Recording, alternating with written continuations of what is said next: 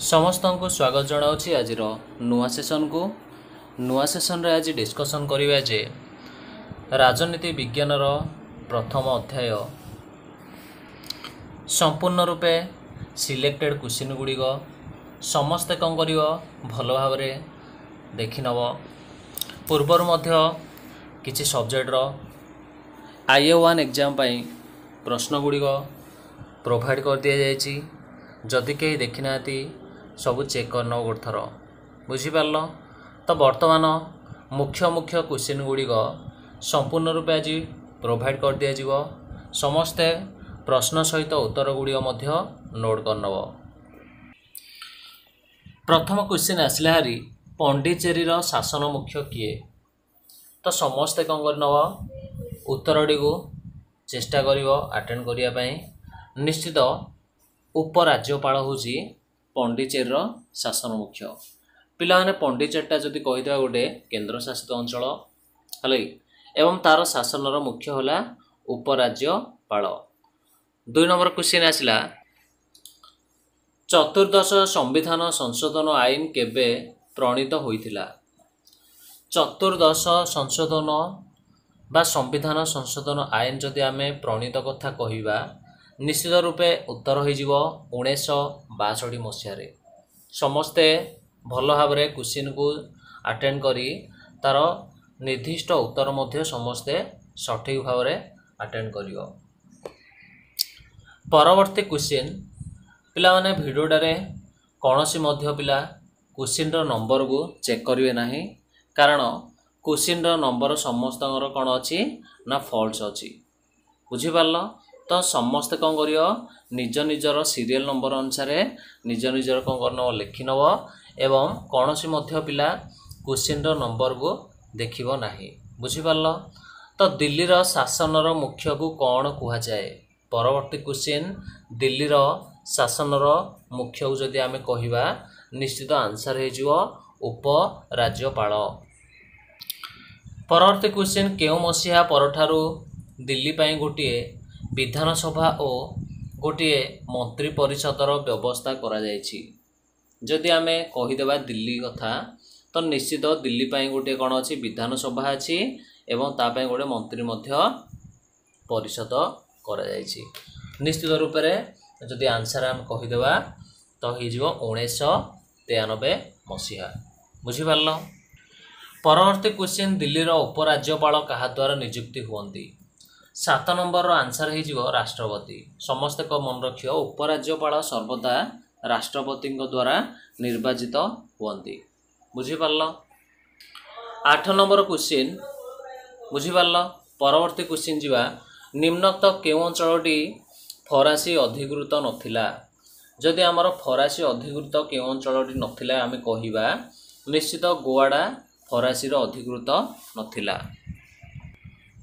Next question आसला हरी राशि और पर्तुगाल अधिकृत अंचल गुड़िक केबे केन्द्र शासित अंचल मान्यता पाइला।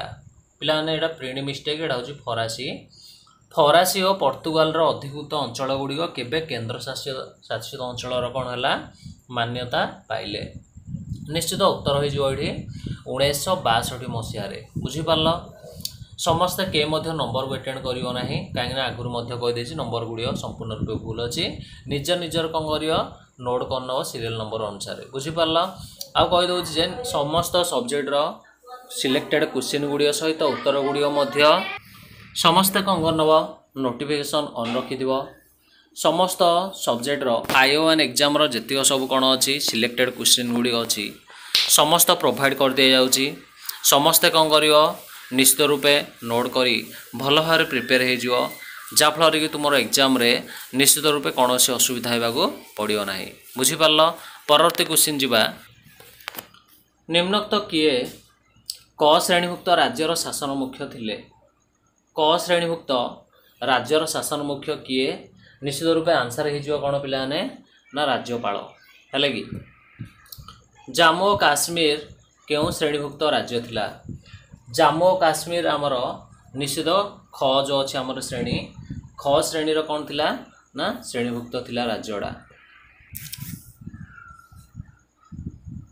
ଭାଗାଭିତ୍ତିକ ପ୍ରଦେଶାୟନ ଆୟୋଗ କେଉଁ ମସିହାରେ ଗଠିତ ହୋଇଥିଲା? ପିଲାମାନେ ଏଇଟା ଭାଷାଭିତ୍ତିକ, ତ ଭାଷାଭିତ୍ତିକର ପ୍ରଦେଶ ଆୟୋଗ କେଉଁ ମସିହାରେ ଗଠିତ ହୋଇଥିଲା ଯଦି ଆମେ ଉତ୍ତର କହିବା 1948 ମସିହା ଆମର ଉତ୍ତର ହୋଇଯିବ। ପରବର୍ତ୍ତୀ କ୍ୱେଶ୍ଚିନ୍, 1952 ମସିହାରେ ସ୍ୱତନ୍ତ୍ର ତେଲୁଗୁ ରାଜ୍ୟ ଦାବି କରି ଅବସରରେ ବସିଥିବା ବେଳେ କାହାର ମୃତ୍ୟୁ ଘଟିଥିଲା? ନିଶ୍ଚିତ ଏଠି ଆମର ଆନ୍ସର ଆଇଭର ପିଲାମାନେ ପୋଟି ଶ୍ରୀ ରାମୁଲୁ, ମନେ ରଖିବ ଏଇଟା ପୋଟି ଶ୍ରୀ ରାମୁଲୁ ଉତ୍ତର ହୋଇଯିବ। କିଏ ରାଜ୍ୟ ପୁନର୍ଗଠନ ଆୟୋଗର ସଦସ୍ୟ ନଥିଲେ? ଯଦି ଅପସନ୍ ଚେକ୍ କରିବା ନିଶ୍ଚିତ ଏଠି ଆନ୍ସର ହୋଇଯିବ କିଏ? ସର୍ଦ୍ଦାର ବଲ୍ଲଭ ଭାଇ ପଟେଲ ତାର ସଦସ୍ୟ ନଥିଲେ। ପରବର୍ତ୍ତୀ ଆସିଲା କ୍ୱେଶ୍ଚିନ୍, କେବେ ସିକିମ ଏକ ସମ୍ପୂର୍ଣ୍ଣ ରାଜ୍ୟର ମାନ୍ୟତା ପାଇଲା? ଅପସନ୍ ହୋଇଯିବ ପିଲାମାନେ ଏଠି 4ଟି ଅପସନ୍ ଦେଇନି, ଏଠି 2ଟି ଅପସନ୍ ଦେଇଛି। ତ ଆମର 27ରୁ ଯଦି ଆମେ ଆନ୍ସର କହିବା ନିଶ୍ଚିତ ଆମର ଆନ୍ସରଟି ହୋଇଯିବ 1975। ମନେ ରଖିନେବ ସମସ୍ତେ, ସିକିମ ଆମର ପୂର୍ଣ୍ଣାଙ୍ଗ ରାଜ୍ୟର ମାନ୍ୟତା 1975ରେ ପାଇଥିଲା। ପରବର୍ତ୍ତୀ କ୍ୱେଶ୍ଚିନ୍, ସଂସଦ ସମ୍ବିଧାନର କେଉଁ ଧାରା ଅନୁସାରେ କୌଣସି ରାଜ୍ୟର ନାମ ପରିବର୍ତ୍ତନ କରିପାରିବ? ଯଦି ଆମେ ଧାରା କହିଦେବା ନିଶ୍ଚିତ ଏଠି ଆନ୍ସର ହୋଇଯିବ ଧାରା 3 ଅନୁଯାୟୀ। 31 ନମ୍ବର ଆସିଲେ ହାରି ହେଲା କି, ସରି 31 ନୁହଁ, ନେକ୍ସଟ କ୍ୱେଶ୍ଚିନ୍, କେଉଁ ରାଜ୍ୟକୁ ବିଭାଜିତ କରାଯାଇ ମହାରାଷ୍ଟ୍ର ଓ ଗୁଜରାଟ ରାଜ୍ୟ 2ଟି ଗଠିତ ହୋଇଥିଲା? ବୁଝିପାରିଲ ତ ସେଇଟା କେଉଁ ରାଜ୍ୟ ଥିଲା? ନିଶ୍ଚିତ ଆନ୍ସର ହୋଇଯିବ ବମ୍ବେ। ବମ୍ବେଟାକୁ ଭାଗ କରାହେଇଗଲା, ଗୋଟେ ହେଇଗଲା ମହାରାଷ୍ଟ୍ର ଆଉ ଗୋଟେ ହେଇଗଲା ଗୁଜରାଟ। ନେକ୍ସଟ କ୍ୱେଶ୍ଚିନ୍, କେଉଁ ରାଜ୍ୟ ବିଭାଜିତ ହେବା ଦ୍ୱାରା ହରିୟାଣା ଜନ୍ମ ଲାଭ କରିଛି? ତ ଆନ୍ସର ହୋଇଯିବ ଏଇଟାର ପଞ୍ଜାବ। ପଞ୍ଜାବ କ'ଣ ହେଲା? ବିଭାଜିତ ହେଲା, ସେଠୁ କ'ଣ ହେଲା? ହରିୟାଣା କ'ଣ ହେଲା? ଆମର ଜନ୍ମ ଲାଭ କରିଥିଲା। ଆସାମ ପୁନର୍ଗଠନ ଯୋଗୁଁ କେଉଁ ରାଜ୍ୟ ସୃଷ୍ଟି ହୋଇଥିଲା? ଯେଉଁ ଆସାମ ଆମର ପୁନର୍ଗଠନ ହୋଇଥିଲା ତ ଆମର କେଉଁ ରାଜ୍ୟଟି ବା କେଉଁ ଉପରାଜ୍ୟ ସୃଷ୍ଟି ହୋଇଥିଲା? ତ ସମସ୍ତେ ଏଇଟା ମନେ ରଖିବ, ଉତ୍ତର ହୋଇଯିବ ପିଲାମାନେ ମେଘାଳୟ। ଉତ୍ତର ହୋଇଯିବ କ'ଣ? ମେଘାଳୟ। ସମ୍ପୂର୍ଣ୍ଣ ରୂପେ ସମସ୍ତ କ୍ୱେଶ୍ଚିନ୍ ଗୁଡ଼ିକୁ ହେଲା କି ବୁଝିକରି କ'ଣ କରିବା? ଆଟେଣ୍ଡ କରିବା। ତ ନିଶ୍ଚିତ ସମସ୍ତେ କ'ଣ କରିଦେବ, ଆଉ ଗୋଟେ ଥର ନୋଟିଫିକେସନ୍ ଅନ୍ କରିଦେଇଥିବ ଏବଂ ସେୟାର ମଧ୍ୟ କରିଦେବ ତୁମ ସାଙ୍ଗମାନଙ୍କ ସହିତ, ସେମାନେ ମଧ୍ୟ କ'ଣ ହେବେ? କ୍ୱେଶ୍ଚିନ୍ ଗୁଡ଼ିକର ବେନିଫିଟ୍ ପାଇପାରିବେ। ବୁଝିପାରିଲ? ନିଶ୍ଚିତ ପରବର୍ତ୍ତୀ କ୍ୱେଶ୍ଚିନ୍କୁ ଆଟେଣ୍ଡ କରିବା। ମିଜୋରାମ କେବେ କେନ୍ଦ୍ରଶାସିତ ଅଞ୍ଚଳର ମାନ୍ୟତା ପାଇଲା? ତ ପିଲାମାନେ ଉତ୍ତର ହୋଇଯିବ ଏଇଟା 1971 ମସିହାରେ ମିଜୋରାମ କ'ଣ ହେଲା? ଗୋଟେ କେନ୍ଦ୍ରଶାସିତ ଅଞ୍ଚଳର ମାନ୍ୟତା ପାଇଲା। 2000 ମସିହା ନଭେମ୍ବର 9 ତାରିଖରେ କେଉଁ ନୂତନ ରାଜ୍ୟ ସୃଷ୍ଟି ହେଲା? ମନେ ରଖିବା ସମସ୍ତେ, ରାଜ୍ୟର ନାଁ ହେଉଛି କ'ଣ ପିଲାମାନେ? ନା ରାଜ୍ୟର ନାଁ ଅଛି ଭରି ଉତ୍ତରାଖଣ୍ଡ। ଉତ୍ତରାଖଣ୍ଡ ଆମର କ'ଣ ହେଇଥିଲା? 2000 ମସିହା ନଭେମ୍ବର 9 ତାରିଖରେ ସୃଷ୍ଟି ହୋଇଥିଲା। ଲଦାଖ କେନ୍ଦ୍ରଶାସିତ ଅଞ୍ଚଳ କେବେ ଗଠିତ ହୋଇଥିଲା?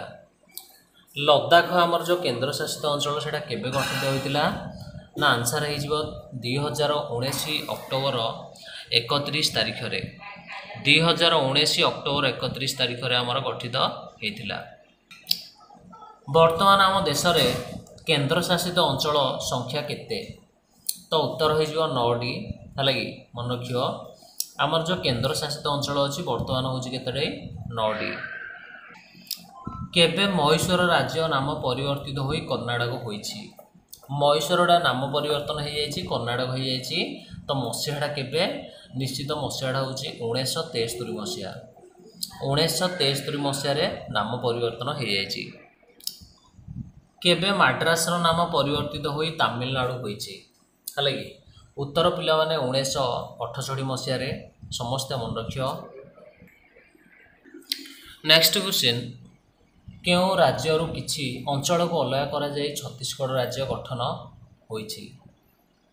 ଛତିଶଗଡ଼ଟା ଆମେ ଯେଉଁ ଗୋଟେ ରାଜ୍ୟ ଗଠନ କଲେ ସେଇଟା କେଉଁ ଅଞ୍ଚଳକୁ ଅଲଗା କରାଯାଇଛି? ତ ଉତ୍ତର ହୋଇଯିବ ମଧ୍ୟପ୍ରଦେଶ। ହୋପ୍ ସମସ୍ତେ କ'ଣ କରିଥିବ? କ୍ୱେଶ୍ଚିନ୍ ଗୁଡ଼ିକୁ ଆଟେଣ୍ଡ କରିନେଇଥିବ ହେଲା କି। ସମସ୍ତେ IA1 ଏକ୍ଜାମ୍ ପାଇଁ କ'ଣ କରିବେ? ଭଲରେ ପ୍ରିପେୟାର ହୋଇଯାଆନ୍ତୁ, କାହିଁକିନା ମାସର ଲାଷ୍ଟରେ କିମ୍ବା ନେକ୍ସଟ ମନ୍ଥର ଫାର୍ଷ୍ଟ ୱିକ୍ରେ मे भी तुमर IO1 एग्जाम हो पारे। निश्चित परवर्ती वीडियो रे किसी नुआ टॉपिक विषय आमर MCQ हो पारे किंबा सिलेक्टेड क्वेश्चन गुड़िया सहित उत्तर गुड़िया प्रोवाइड कराओ। समस्ते कौन करियो वेट करथियो। Thank you.